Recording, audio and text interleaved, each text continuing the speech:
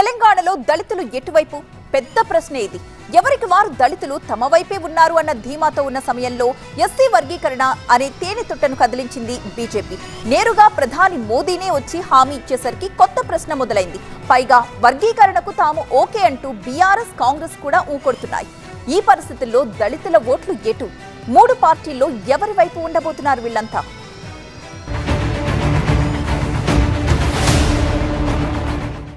ये हमारा वादा है कि हम जल्द ही एक कमेटी का गठन करेंगे जो आपके सशक्तिकरण के हर रास्ते को अपनाएगी।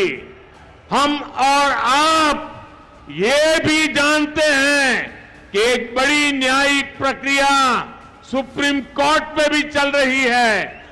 आपकी इस लड़ाई को हम न्याय की लड़ाई मानते हैं। కానీ నాకు చాలా నచ్చింది. స్టెబిలైజర్ ఖర్చు ఇది top and LED TV, stabiliser అవసరమే లేదు. అవునా? అయితే దీని అవసరం పడుతుంది. ఇంత ఖరీదైన టీవీ కొని స్టెబిలైజర్ తీసుకోరా. అయితే భారం అంతా దేవుడి పైన వేయాలిగా మరి. ఒకే ఒక ఫ్లక్చువేషన్ ఖరీదైన మీ ఎల్ఈడి టీవీ పార్ట్స్ ను డ్యామేజ్ చేయగలదు. దాన్ని సురక్షితంగా ఉంచుకోండి V-Guard స్టెబిలైజర్ తో. V-Guard, India's #1 stabiliser. ఎస్సీ వర్గీకరణ చేస్తామని స్వయంగా ప్రధాని మోదీనే తెలంగాణకు వచ్చి హామీ ఇచ్చారు.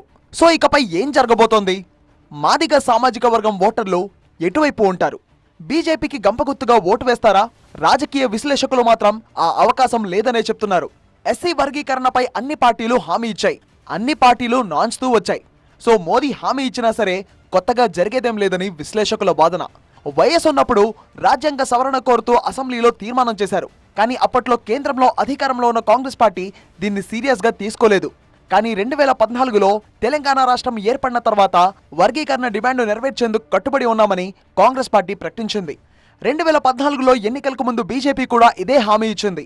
అధికారంలోకి వచ్చిన 100 రోజుల్లో ఎస్సీ రిజర్వేషన్ల వర్గీకరణ పూర్తి చేస్తామని హామీ ఇచ్చిన బీజేపీ దాన్ని నిలబెట్టుకోలేదు.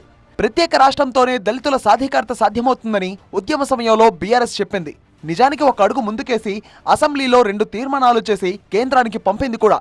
కానీ ఇప్పటి వరకు ఏదీ జరగలేదు. దీంతో ఎస్సీ వర్గీకరణ అనే అంశం అంత ఇంపాక్ట్ చూపుతుందా అనేది పెద్ద సందేహమే. ఈసారి దళితుల ఓట్లు మునుపెన్నడూ లేని విధంగా చీలే అవకాశాలే ఎక్కువగా ఉన్నాయంటున్నారు విశ్లేషకులు. ఇప్పటికే ఆర్ఎస్ ప్రవీణ్ కుమార్ ఇంపాక్ట్ కనిపిస్తోంది. బీఎస్పీ ఈసారి దళిత ఓటర్లలో కొంత చీలిక తీసుకొస్తుందని బలంగా చెప్తున్నారు. నిజానికి బీఎస్పీ కూడా ఎస్సీ వర్గీకరణను వ్యతిరేకిస్తోంది. వర్గీకరణతో అధిక రిజర్వేషన్ పొందుతున్న మరో వర్గాన్ని దూరం చేసుకోవద్దని ఈ పార్టీ భావన. అయినా సరే దళితుల్లోని మెజారిటీ వర్గం ఆర్ఎస్ ప్రవీణ్ కుమార్ వెంట నడిచే అవకాశం కనిపిస్తోంది. మరోవైపు బీఆర్ఎస్ పార్టీకి మద్దతు ఇచ్చే దళిత వర్గం కూడా బలంగానే ఉంది. తెలంగాణ ఏర్పడిన తొలినాళ్లలోనే ఎస్సీ వర్గీకరణపై అసెంబ్లీలో ఏకగ్రీవ తీర్మానం చేసి బిల్ ఆమోదించి కేంద్రానికి పంపామని గుర్తు చేసింది బీఆర్ఎస్. వర్గీకరణ సమస్య పరిష్కరించాలని స్వయంగా ప్రధానమంత్రిని సీఎం కేసీఆర్ కలిశారని చెబుతోంది. అయినా కేంద్రం స్పందించకపోవడంతో రెండోసారి కూడా అసెంబ్లీలో తీర్మానం చేసి వెంటనే వర్గీకరణ పూర్తి చేయాలని కేంద్రాన్ని డిమాండ్ చేశామని చెప్తున్నారు. ఇలా 9 ఏళ్లు వర్గీకరణను నానబెట్టి ఎన్నికల వేళ కమిటీ వేస్తామని చెప్తే ఎలా నమ్మేదని ప్రశ్నిస్తుంది బీఆర్ఎస్ పార్టీ. ముఖ్యమంత్రి గారి యొక్క ఎన్నో ఏళ్ల కోరిక దీన్ని వెంటనే పరిష్కరించాలని స్వయంగా ప్రధానమంత్రి గారిని మన ముఖ్యమంత్రి గారు కలవడం జరిగింది. రెండవసారి కూడా అసెంబ్లీలో తీర్మానం చేసి మీరు వెంటనే ఈ వర్గీకరణ పూర్తి చేయాలని చెప్పి కూడా కేంద్ర ప్రభుత్వాన్ని మనం డిమాండ్ చేశాం. అయినా కేంద్ర ప్రభుత్వం 9 ఏళ్ళు ప్రచారం చేసి నానబెట్టి ఇప్పుడు ఎన్నికల ముందు వచ్చి మళ్ళా కమిటీ అని చెప్పి కొత్త కార్యక్రమాన్ని చేపట్టినారు. కమిటీ కాదు, మనకు కావాల్సింది బిల్లు కావాలి. వెంటనే పార్లమెంట్లో బిల్లు పెట్టండి. మా బీఆర్ఎస్ పార్టీ మేమందరం కూడా ఏకగ్రీవంగా ఈ బిల్లుకు మద్దతు ఇస్తాం. మరి ఎస్సీ వర్గీకరణపై హామీ ఇచ్చిన బీజేపీకి ఏం లాభం ఉండదా అంటే తమ డిమాండ్లకు మద్దతు తెలిపిన పార్టీల వైపు ఎస్సీలు తప్పకుండా ఉంటారు. అందులో సందేహమే లేదు. ఈ 30 ఏళ్లలో మందకృష్ణ మాదిగ మద్దతిచ్చిన వారికే ఎంఆర్పీఎస్ కార్యకర్తలు తమ ఓటు వేస్తూ వస్తున్నారు. పైగా విశ్వరూప సభలో బీజేపీకి ఓటు వేయాలని మందకృష్ణ మాదిగ పిలుపునిచ్చారు. మరి ఎస్సీ వర్గీకరణను వ్యతిరేకిస్తున్న మాలలు ఎవరికి ఓటు వేస్తారు? తరతరాలుగా మాలలు కాంగ్రెస్ కు మద్దతుగా ఉంటున్నారు. కాకపోతే ప్రధాని మోదీ ఇచ్చిన హామీని ఎస్సీలు నమ్మొద్దంటున్నారు రేవంత్ రెడ్డి. అబద్ధపు హామీలను నమ్మకుండా మందకృష్ణ కార్యాచరణ ప్రకటిస్తే ఆయనకు మద్దతు ఇస్తామని ఓపెన్ గా చెప్పారు. ఏబీసీడీ వర్గీకరణను 100 రోజుల్లో చేస్తామని గతంలో వెంకయ్యనాయుడు అన్నారని ఇప్పటికీ అతీగతి లేదని గుర్తు చేశారు ఆయన. పార్లమెంట్లో బిల్లు పెడితే మద్దతు ఇస్తామని కాంగ్రెస్ చెప్తున్నా బీజేపీ ఆ దిశగా చర్యలు చేపట్టడం లేదని కమెంట్ చేశారు రేవంత్ రెడ్డి. మోదీ తలుచుకుంటే 48 గంటల్లో ఆర్డినెన్స్ ఇవ్వొచ్చని, కానీ ఎందుకు అలా చేయడం లేదని ప్రశ్నిస్తున్నారు ఆయన. అసలు ఎస్సీ వర్గీకరణ జరగకుండా ఈ 10 ఏళ్లు మోదీని ఆపిందెవరని ఏఐసీసీ అధ్యక్షుడు మల్లికార్జున్ ఖర్గే కూడా ప్రశ్నించారు. వర్గీకరణ విషయంలో మోదీ చెప్పేది చేయరని కమెంట్ చేశారు ఖర్గే. బీజేపీ కేంద్రంలో అధికారంలో ఉందని, పూర్తి మెజారిటీ కూడా ఉందని, దమ్ముంటే ఎస్సీ వర్గీకరణపై రేపే ఆర్డినెన్స్ తెచ్చి అమలు చేయాలని ఖర్గే సవాల్ చేశారు. आप आके 10 साल हो रहे हैं, कौन रोका था आपको करने नहीं करना बोल के? कोई नहीं, लेकिन आप नहीं किए. हर बात को ऐसा ही बोलते रहे इन्होंने.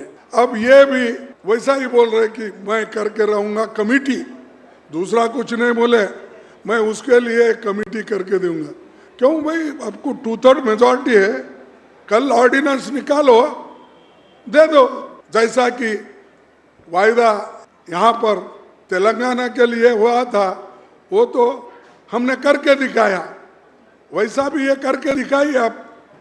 मोदी साहब, रोने से कुछ नहीं होता, करके दिखाओ. तुम्हारे हाथ में हुकूमत है और तुम्हारे हाथ में करने का मेजॉरिटी भी है. ఎస్సీ వర్గీకరణకు బీజేపీ మద్దతు ఇవ్వడం, స్వయంగా ప్రధాని మోదీనే కమిటీ వేస్తానని చెప్పడం అంటే ఒక అడుగు ముందుకేయడమే. అయితే ఇదే సమయంలో మాలల వ్యతిరేకతను ఎదుర్కోవాల్సి ఉంటుంది. వర్గీకరణకు మోదీ మద్దతు ఇవ్వడాన్ని మాలలు తీవ్రంగా వ్యతిరేకిస్తున్నారు. ఎస్సీ వర్గీకరణకు మద్దతిచ్చిన బీజేపీని ఓడించాలని మాల ప్రజా సంఘాల జేఏసీ ఇప్పటికే పిలుపునిచ్చింది కూడా. ఇలా జరుగుతుందని తెలిసే ఏ పార్టీ కూడా వర్గీకరణ జోలికి వెళ్లడం లేదు. ఎందుకంటే అన్ని పార్టీలకు మాల, మాదిగ, సామాజిక వర్గ ఓట్లు కావాలి. 2011 లెక్కల ప్రకారం తెలంగాణలో ఎస్సీ జనాభాలో మాలల కంటే మాదిగలు 17 లక్షలు అధికంగా ఉన్నారు. కానీ ఏపీలో మాలల జనాభానే ఎక్కువ. సో కరవమంటే పాము కోపం, విడవమంటే కప్ప కోపం అన్నట్టుగా ఎవరిని దూరం చేసుకున్నా తెలుగు రాష్ట్రాల ప్రధాన పార్టీలకు నష్టం జరుగుతోంది. అందుకే వర్గీకరణ సమస్య ఇలా నలుగుతూ ఉంది. సరే, ఇంతకీ దళితుల ఓటు ఎటు? ఏ పార్టీకి ఓటేస్తారు? ఇది సమాధానం చెప్పలేని ప్రశ్నే. వర్గీకరణకు సంబంధం లేకుండా బీఆర్ఎస్, కాంగ్రెస్ కు దళితులు మద్దతిస్తున్నారు. ఆల్రెడీ బీఎస్పీ వెంట దళితులు నడుస్తున్నారు. ఇప్పుడు కొన్ని దళిత ఓట్లను బీజేపీ కూడా పంచుకోబోతోంది. ఓవరాల్ గా దళితులు ఏ ఒక్క పార్టీ వైపు నడవరని తేలిపోయింది. వర్గీకరణపై మోదీ హామీని అంత సీరియస్ గా తీసుకోవడం లేదని రాజకీయ విశ్లేషకులు కూడా అభిప్రాయపడుతున్నారు. సో రిజల్ట్ ఏంటనేది డిసెంబర్ 3వ తేదీన స్క్రీన్ పై చూడాల్సిందే.